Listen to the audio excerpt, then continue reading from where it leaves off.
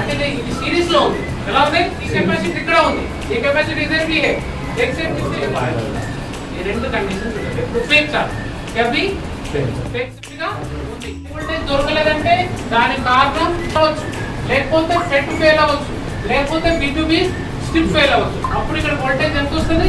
5 రాదు. ఇదంతా మార్కెట్ లో అవైలబుల్ ఉంది, కొత్త స్టోర్ ఉంది. ఎలా అవుతుంది? ఇక్కడికి పవర్ వస్తుందో ఆ పవర్ నెక్స్ట్ ఇలా పోయి ఒక ఐసీ లోపల వస్తుంది. ఐసీ పేరంటే OVP. ఈ ఐసీ జనరల్ గా 12 బాల్స్ తో ఉంటుంది.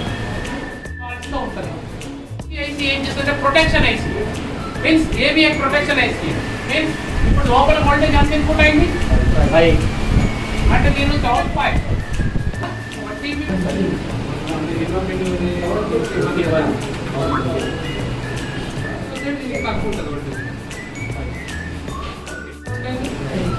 ఎక్కువ ఉంది కదా, అలా ఉండాలి. అలా ఉంటేనే మనం ఛార్జింగ్ అవుతుంది, లేకపోతే అవ్వదు. ఓకే, ఏ మొబైల్ అయినా ఏ మోడల్ అయినా బూట్ క్యాప్ కంపల్సరీ. ఛార్జింగ్ కాలేదంటే చెప్పక్కర్లేదు. Charging pin, cleaning, sub board, biscuit boy మార్చినప్పుడు బేసిక్ ఛార్జింగ్ కావాలని ఏం చేస్తారు?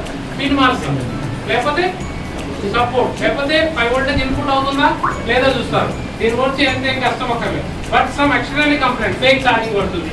ఓకేనా, లేకపోతే టెంపరేచర్ ఆన్ లో ఎక్కుతుంది, లేదా ఆన్ లో ఎక్కట్లేదు ఆఫ్ లో ఎక్కుతుంది.